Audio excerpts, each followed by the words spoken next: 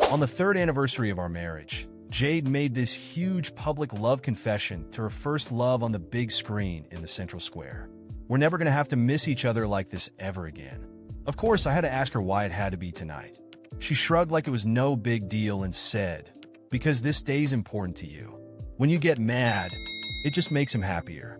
And that makes him love me even more." I posted their little declaration online, captioning it a blessing for eternal love. But as soon as the video went viral, Jade logged into my account and quickly deleted it. As expected, the scolding phone call followed. "I was just trying to make him happy. Do you really have to overreact? Your petty behavior is disgusting." The next second, I got a photo of Jade with her first love, Henry James. They were kissing full-on in French style. In the past, I would have lost it, but this time I chose to stay calm and just walk away. Then Jade finally came home. Around dawn, I woke up to the noise she was making. "Luke, I was only gone for one night. Why are you acting like this is a big deal?" Glancing at the mess on the dining table, I didn't say anything. I went straight to wash up. Jade is somewhat obsessed with cleanliness, so I knew the sight of the mess I left behind from my solo candle at dinner would get on her nerves. Usually I would have cleaned it up and waited for her, stubbornly hoping she'd come home before morning. But after seeing that photo of them from Henry last night, I felt oddly relieved. I drank some wine, slept soundly, and didn't even bother leaving the lights on or waiting on the couch. It was peaceful. "I'm talking to you. Are you deaf?" Jade snapped. I spat out the toothpaste and replied, "If you can't stand it, clean it up yourself." Her face darkened. To my surprise, she rolled up her sleeves and cleaned the mess. When she noticed the 10 empty wine bottles, her brow furrowed. "You drank all of these by yourself?" When we got married, we purchased 10 bottles of wine together, promising to open one every 10 years to celebrate our anniversary. But last night, I only had one glass. The rest I poured it down the drain. Besides, I didn't feel like explaining it, so I just nodded. Meanwhile, she looked shocked, mistaking my silence for sorrow. "And I couldn't get your favorite soup dumplings. But the seafood porridge from next door is just as good. Some to fill your stomach. I'll make you some hangover soup," I replied stingily. Oh, it was classic Jade. She would slap me, then try to appease me with a sweet gesture. It was her usual way of manipulating me, but of course I didn't call her out on it. 10 minutes earlier, Henry had posted on his social media, "Someone went to the pier before dawn to get the freshest seafood, just to make me a bowl of seafood porridge." Feeling blessed in the photo, the woman who wouldn't normally lift a finger in the kitchen is wearing a dark apron and focused on preparing seafood. Contrasting with the woman in front of me, I opened Jade's food container to find the porridge cold with just a few pieces of scallion and celery. There was no seafood. I tossed it in the trash just as she turned around. "Luke, I waited in line to get that for you, and this is how you act so ungrateful?" She thought if she told a lie to please me, I should just let it slide. With a blank expression, I said, "I can't eat seafood right now." Her hand froze mid-slice as she cut ginger. "Stop being so dramatic," she snapped. I knew exactly what she really wanted to say. After venting her frustration, she focused on making the hangover soup. But it was nothing compared to the effort she put into that seafood porridge for Henry. Right then, Jade's phone buzzed. She gestured for me to hand it over. I glanced at the screen. It was a message from Henry. I read it aloud. "Jade, I feel like the happiest man in the world." Jade hadn't expected me to read it out loud. And in a teasing tone no less, she immediately exploded, smashing the plate she was holding. "Can you stop being such a jerk for once?" A shard from the plate cut my foot, and I felt a sharp pain as the blood started pouring out. I looked at her and said, "Isn't this how Henry talks to you?"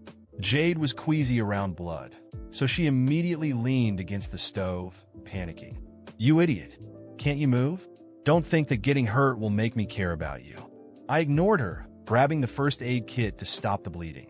When I realized the cut wasn't healing quickly, I wrapped my foot and got ready to head to the hospital, but Jade insisted I drink the hangover soup first. I wasn't drunk at all, and I definitely didn't want to drink anything she made in a hurry. The hot soup spilled all over her hand, instantly causing blisters. She let out a soft hiss of pain, but didn't curse like she usually would. "You're deliberately making this harder for me, aren't you? Fine. Well, both go to the hospital now." When we got to the parking garage, Jade offered to drive. Since my foot was killing me, I didn't argue as I slid into the back seat. She couldn't resist a sarcastic jab. "What, is the front seat cursed or something?" I rolled down the window, needing some air. No curse, but the car reeked of Henry's cologne. Feeling her eyes on me, I replied casually, "You don't do well with blood." That seemed to settle her down a bit. "I spilled some perfume yesterday. The smell's probably still hanging around," Jade explained, handing me a half-empty bottle. "I actually made this as your anniversary gift, but I spilled half of it. You can still have it, though, if you don't mind. I didn't touch it. I don't do leftovers. Whether it's food, someone else's perfume, or anything secondhand, including women." I just leaned back and said, "My foot's bleeding all over your car. Can we get to the hospital already?" Jade went quiet. Her little attempt at kindness fell flat, but she kept glancing at me through the rearview mirror like she had something on her mind. The drive to the hospital was quiet, but the air was thick with resentment. As soon as we arrived, I insisted on limping to the reception on my own, refusing Jade's help or even a glance in her direction. She followed me, but I kept cold and distant. The doctor said the cut didn't need stitches, just a proper cleaning and dressing, with a recommendation to rest. Jade sat the entire time scrolling through her phone, probably waiting for a message from Henry.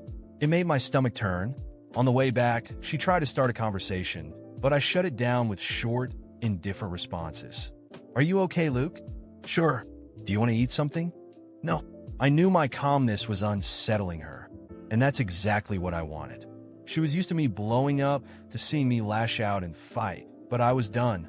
There was no anger left, just exhaustion. As soon as we got home, I went straight to the bedroom, leaving her alone with her thoughts. A few minutes later, she followed me inside, standing silently in the doorway. "Luke, can we talk?" she asked, her voice hesitant. I turned slowly, facing her with a tired gaze. "Talk about what, Jade? How you spent the day with Henry while I was here alone? Or how you make declarations of eternal love to him while playing house with me?" She swallowed hard, realizing the conversation wasn't going the way she expected. "I didn't want things to end up like this, Luke. I don't know what I'm doing." I let out a bitter laugh. "I know exactly what you're doing. You're keeping me as your backup, your safety net in case things with him don't work out. But I'm done, Jade." She stepped forward, trying to touch me, but I backed away. "Don't," I warned. "You made your choice when you stood up on that screen and confessed your love for him. Now it's my turn to make mine." I walked to the closet, grabbed a suitcase, and began tossing clothes into it. Jade stood frozen, disbelief written all over her face. "You're not serious," she whispered.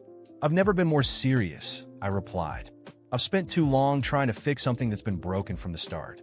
I deserve better than being a pawn in your game." She dropped to her knees, tears streaming down her face, but I felt nothing. No sympathy, no regret, just relief.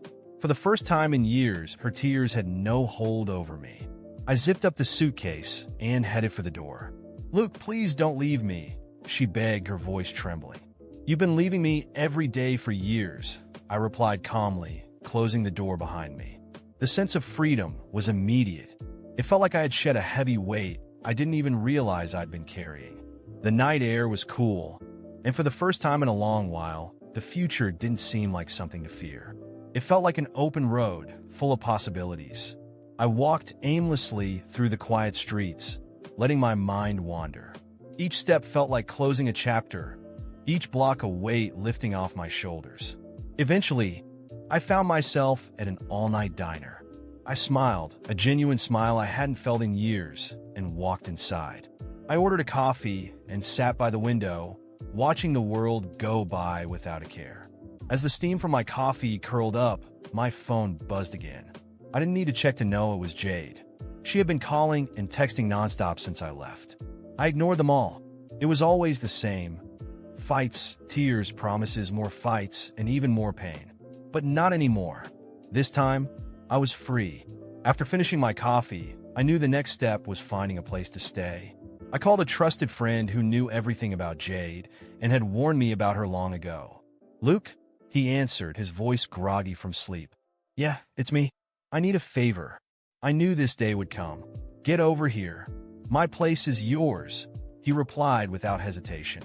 I arrived at his apartment, a modest but peaceful place that offered exactly what I needed: distance from Jade. I collapsed on the couch, exhausted but strangely content. For the first time in years, I slept soundly, without nightmares. When I woke up, my phone was flooded with messages from Jade. The first few were apologies and promises to change. Then came the insults and accusations. The last message was a thinly veiled threat. If you think you can leave me and move on, you're dead wrong. I exhaled slowly. I expected this. Jade couldn't handle rejection, especially not from someone she saw as beneath her precious Henry. But this time, her words had no power over me. I ignored the messages and moved on with my day, knowing she would spiral into her own chaos. Later that afternoon, I took a decisive step I'd been avoiding for years. I went to the bank and closed all our joint accounts. I also initiated the divorce process, making it clear through my lawyer that I wanted nothing from her, only my freedom. The papers were sent, cutting off all direct communication with her. As I expected, Jade tried everything to get under my skin. She called my friends, showed up at my workplace, and flooded social media with dramatic posts, painting herself as the perfect victim. In every post, she hinted that I had abandoned our marriage because I couldn't handle a strong woman like her. But none of it fazed me. Each day that passed only confirmed that I had made the right decision. One night, I got an unexpected message from Henry. It was brief. "She's all yours now." Attached was a photo of Jade, crying on the sidewalk outside his building, clearly discarded like a broken toy. Just as I knew he would do eventually. I didn't reply. I simply deleted the message and blocked his number. There was no space in my life for these people anymore. A few weeks later, I received confirmation that the divorce was finalized. Jade made one last desperate attempt to contest the agreement, demanding a share of my assets. But her lawyer crumbled in court. With no evidence or valid claims, the judge saw through her manipulation, and she walked away with nothing. Freedom was finally mine. As time went on, my life began to rebuild itself. I found a new job, made new friends, and rediscovered joy in life's small moments. The pain and chaos that had once consumed me faded into a distant memory, like a bad dream I had finally woken up from. One day, out of curiosity, I walked through the central square where Jade had made her grand declaration to Henry. The place had changed, renovated, and full of life. But to me, it was just a silent reminder of everything I had survived. As I strolled through the square, I spotted Jade in the distance, sitting alone with a vacant, lost expression on her face. I felt no anger, no pity, only indifference. She tried to cross paths with me, but I kept walking, never looking back. There was nothing left for me there. I was free. After months of freedom, I started to reorganize myself and rebuild my self-esteem. I found a new job and made new friends, people who helped me realize something I had never understood before. Just walking away from Jade wasn't enough. I needed to teach her a lesson. No one walks all over me without facing the consequences. The divorce wasn't enough to end things. Jade kept circling back into my life, throwing shade, spreading rumors, and playing the victim on social media. She tried to manipulate anyone within reach, but this time, I wasn't going to let it happen. I had to act, not with anger, but with precision. I started small. I got close to Jade's closest friends, the ones she believed were loyal to her. I listened, stayed patient, and let them vent about Jade's instability. Before long, they opened up to me more than I had expected. I subtly planted doubts in their minds, gently guiding them toward the realization that Jade might not be the loyal friend she claimed to be. Their own words fueled the narrative I was building. Meanwhile, I kept tabs on Jade's every move on social media, using fake accounts to monitor her activity. It didn't take long to uncover that she was desperately trying to get back with Henry. Predictably, he had already lost interest. Her obsession with him made her vulnerable, and I intended to use that to my advantage. That's when I put the next part of my plan into action. I discovered that Jade had lied to everyone about our divorce, telling them that I had abandoned her without any reason. Armed with this knowledge, I anonymously leaked conversations and photos that proved she had been cheating on me with Henry throughout our marriage. The internet, as expected, ate it up. The gossip spread like wildfire. Jade unraveled. She called me dozens of times and sent frantic messages, but I ignored them all. She begged for explanations, alternated between threats and apologies, but I stayed cold and distant. There was nothing she could say that would make me change course. This was only the beginning. Shortly after, I leaked word that Henry had been seeing other women, confirming what I had long suspected. I made sure that Jade heard about it through the right channels. The result was predictable. She confronted Henry publicly, and he humiliated her without hesitation, discarding her like a broken toy. While Jade sank deeper into her own mess, I was building something real. I started a new relationship with an amazing woman who respected me for who I was. I posted pictures of us traveling, smiling, living the life I deserved. Meanwhile, Jade's social media turned into a chaotic spiral of desperate posts and bitter jabs. Everyone noticed the contrast. While I thrived, she withered. Then I decided to end it all with one final blow. I met with Jade one last time. She was a wreck, disheveled, with deep bags under her eyes. She looked at me with tearful eyes, hoping for a shred of mercy. But I had none left to give. "You said you loved me, Luke," she whispered, her voice shaking. "I did love you, Jade," I replied, my tone cold. "But you destroyed everything. And now, you'll learn that some people don't come back after you step on them." I turned my back and walked away, not sparing her a second glance. As I walked away, a sense of peace washed over me. The cycle was finally over, and I didn't feel anger or regret, just relief. She had tried to destroy me, but in the end, I was the one who came out on top. And revenge had never tasted so sweet.